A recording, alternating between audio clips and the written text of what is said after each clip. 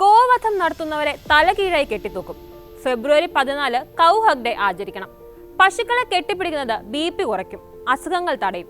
BJPയുടെ പശുപ്രേമത്തെക്കുറിച്ച് പുറത്തു വന്ന റിപ്പോർട്ടുകൾ നോക്കിയാൽ ഇങ്ങനെ പല വിവാദ പ്രസ്താവനകളും കാണാനാകും. പശു സംരക്ഷണത്തിന്റെ കാര്യത്തിൽ രാജ്യത്ത് കടുത്ത നിയമങ്ങൾ നടപ്പാക്കുകയും ആ നിയമങ്ങൾ വീണ്ടും വീണ്ടും കർശനമാക്കിക്കൊണ്ടിരിക്കുകയും ചെയ്യുന്ന സംസ്ഥാനമാണ് ഉത്തർപ്രദേശ്. പശുക്കടത്ത് ആരോപിച്ച് ആൾക്കൂട്ടം തല്ലിക്കൊന്നു, വീട് കയറി ആക്രമിച്ചു, കെട്ടിയിട്ട് മർദ്ദിച്ചു തുടങ്ങി ഉത്തർപ്രദേശിൽ നിന്ന് പുറത്തുവരുന്ന വാർത്തകൾക്ക് കണക്കില്ല. UP മുഖ്യമന്ത്രിയായി ചുമതല ഏറ്റെടുത്തതിന് പിന്നാലെ അനധികൃത അറവുശാലകൾ അടച്ചുപൂട്ടാനും പശുക്കടത്ത് തടയാനും നിർദ്ദേശം നൽകിക്കൊണ്ടായിരുന്നു ഗോ സംരക്ഷണം യോഗി ആദിത്യനാഥ് കടുപ്പിച്ചത്. അധികാരത്തിലെത്തി 3-ാം ദിവസം തന്നെ അറവുശാലകൾക്ക് യോഗി പൂട്ടിട്ടു. പാർട്ടിയുടെ പ്രകടന പത്രികയിലുടനീളം വാഗ്ദാനം ചെയ്തതും ഗോ സംരക്ഷണം തന്നെയായിരുന്നു. ഇങ്ങനെ പശുക്കളെ ചുറ്റിപ്പറ്റിയാണ് യോഗി ഭരണകാലം പുരോഗമിക്കുന്നത്. ഇതിന്റെ ഏറ്റവും പുതിയ വേർഷൻ പുതുതായി ഇറങ്ങാൻ പോകുന്ന പശു സിലബസ് ആണ്. പശു ഒരു വളർത്തുമൃഗമാണ്. പശു നമുക്ക് പാൽ തരും, പശു പുല്ല് തിന്നും. നമ്മളെയൊക്കെ സ്കൂളിൽ ഇങ്ങനെയാവും പഠിപ്പിച്ചിട്ടുണ്ടാവുക അല്ലേ? അതും പലതരം മൃഗങ്ങളെ കുറിച്ച് പഠിപ്പിക്കുന്ന കൂട്ടത്തിൽ. പക്ഷേ UPയിൽ ഇനി പുതിയൊരു പശു സിലബസ് തന്നെ കുട്ടികൾക്ക് പഠിക്കേണ്ടി വരും. കന്നുകാലി വളർത്തൽ പ്രോത്സാഹിപ്പിക്കുന്നതിനും പശുക്കളെ സംരക്ഷിക്കുന്നതിനും സംസ്ഥാനത്തിന്റെ സമ്പദ് വ്യവസ്ഥയിലും സാംസ്കാരിക മേഖലയിലും കന്നുകാലികളുടെ പങ്ക് വിപുലീകരിക്കുന്നതിനുമായി യോഗി സർക്കാർ ഒരു സമഗ്ര പദ്ധതി ആവിഷ്കരിച്ചിട്ടുണ്ടെന്നാണ് ദി പ്രിന്റ് റിപ്പോർട്ട് ചെയ്യുന്നത്. സംസ്ഥാന ക്ഷീരവികസന വകുപ്പാണ് ഈ പദ്ധതി തയ്യാറാക്കിയത്. പശു വിദ്യാഭ്യാസം മാത്രമല്ല, ഗവേഷണവും സ്കൂൾ പാഠ്യപദ്ധതിയിൽ ഉൾപ്പെടുത്തും.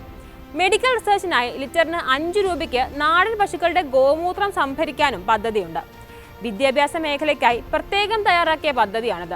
സ്കൂൾ വിദ്യാർത്ഥികൾക്കായി ഒരു സിലബസ് തയ്യാറാക്കാൻ മധുര ആസ്ഥാനമായുള്ള Pandit Deen Dayal Upadhyaya veterinary science university and cattle research ഇൻസ്റ്റിറ്റ്യൂട്ടിനോട് മന്ത്രാലയം ആവശ്യപ്പെട്ടു കഴിഞ്ഞു. സിലബസ് തയ്യാറായി കഴിഞ്ഞാൽ പാഠ്യപദ്ധതിയിൽ ഉൾപ്പെടുത്തുന്നതിനായി വിദ്യാഭ്യാസ വകുപ്പിന് കൈമാറും. വിദ്യാഭ്യാസം, ഗവേഷണം, ആരോഗ്യം, കൃഷി എന്നീ മേഖലകളിൽ പശുക്കളെ ഉൾപ്പെടുത്തുന്നതിനുള്ള ഒരു സമഗ്ര പദ്ധതി തയ്യാറാക്കിയതായി സംസ്ഥാന ക്ഷീരവികസന മന്ത്രി ധരംപാൽ സിംഗും വ്യക്തമാക്കിയിട്ടുണ്ട്. തുടക്കത്തിൽ പശുക്കളെ കെട്ടിപ്പിടിച്ചാൽ അസുഖം മാറുമെന്ന ഒരു പ്രസ്താവന സൂചിപ്പിച്ചിരുന്നില്ലേ? 2023 ഇദ്ദേഹം തന്നെ പറഞ്ഞ പ്രസ്താവനയാണിത്. പശുക്കളുടെ പ്രാധാന്യത്തെക്കുറിച്ച് ഒരു വിദ്യാർത്ഥി തുടക്കം മുതൽ തന്നെ പഠിക്കേണ്ടതിന്റെ പ്രാധാന്യവും മന്ത്രി വിശദീകരിച്ച് പറയുന്നുണ്ട്. തുടക്കത്തിൽ പ്രൈമറി സ്കൂളുകളിലാണ് സിലബസ് അവതരിപ്പിക്കുക. തുടർന്ന് സെക്കൻഡറി സ്കൂളിലും ഉന്നത വിദ്യാഭ്യാസ രംഗത്തും ഇത് ഉൾപ്പെടുത്തുമെന്നും മന്ത്രി പറയുന്നു. സ്കൂൾ പാഠ്യപദ്ധതിക്ക് പുറമെ ചാണകം, നാടൻ പശുക്കളുടെ മൂത്രം എന്നിവയെക്കുറിച്ചുള്ള ഗവേഷണത്തിലും സർക്കാർ ശ്രദ്ധ കേന്ദ്രീകരിക്കുന്നുണ്ട്. നാടൻ പശുക്കളുടെ ഗോമൂത്രത്തിന്റെ ഗുണങ്ങളെക്കുറിച്ച് പുതിയ തലമുറ അറിയേണ്ടത് അത്യാവശ്യമാണെന്നാണ് ധരംപാൽ സിംഗ് പറയുന്നത്. ഉത്തർപ്രദേശിൽ പ്ലാന്റ് ആരംഭിക്കാൻ താല്പര്യം പ്രകടിപ്പിച്ച ഗുജറാത്ത് ആസ്ഥാനമായുള്ള ഒരു ക്ഷീര സ്ഥാപനവുമായി ഇതിനോടകം സംസാരിച്ചു കഴിഞ്ഞു. ലിറ്ററിന് 5 രൂപയ്ക്ക് ഗവേഷണത്തിനായി സർക്കാർ ഗോമൂത്രം വാങ്ങും.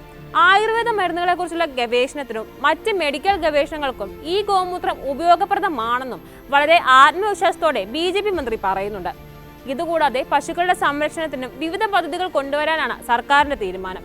UP സർക്കാരിന്റെ കണക്കുകൾ പ്രകാരം സംസ്ഥാനത്ത് 7713 കേന്ദ്രങ്ങളിലായി 12.43 ലക്ഷത്തിലധികം പശുക്കളെ സംരക്ഷിച്ചിട്ടുണ്ട്.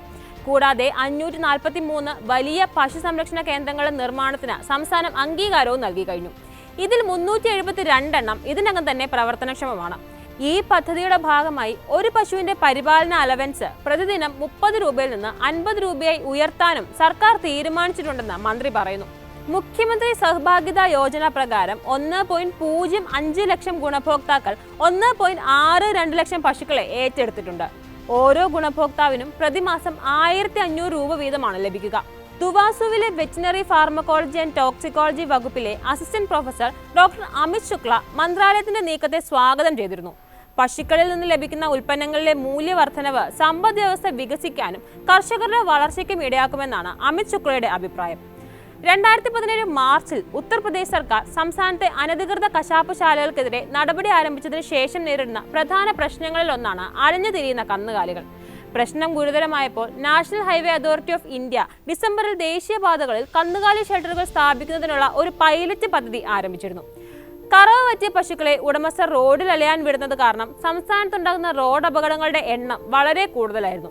2022 UP നിയമസഭാ തെരഞ്ഞെടുപ്പിന് മുന്നോടിയായി സമാജ്വാദി പാർട്ടി മേധാവി അഖിലേഷ് യാദവ് തന്റെ എക്സ് അക്കൗണ്ടിൽ അലഞ്ഞുതിരിയുന്ന കന്നുകാലികളുടെ വീഡിയോകൾ പോസ്റ്റ് ചെയ്തിരുന്നു. പിന്നാലെയാണ് 2023 പൈലറ്റ് പദ്ധതിയുടെ ഭാഗമായി മുസാഫർ നഗറിൽ 5000 പശുക്കൾക്ക് ഒരു സങ്കേതം നിർമ്മിക്കുമെന്ന് കേന്ദ്ര സർക്കാർ അറിയിച്ചത്. പശു സംരക്ഷണ കേന്ദ്രത്തിനായി പൂർക്കാസിയിൽ സംസ്ഥാന സർക്കാർ 52 ഹെക്ടർ സ്ഥലം അനുവദിച്ചിട്ടുണ്ട്. കേന്ദ്ര മൃഗസംരക്ഷണ മത്സ്യബന്ധന മന്ത്രാലയം 63 കോടി രൂപയും അനുവദിച്ചിരുന്നു.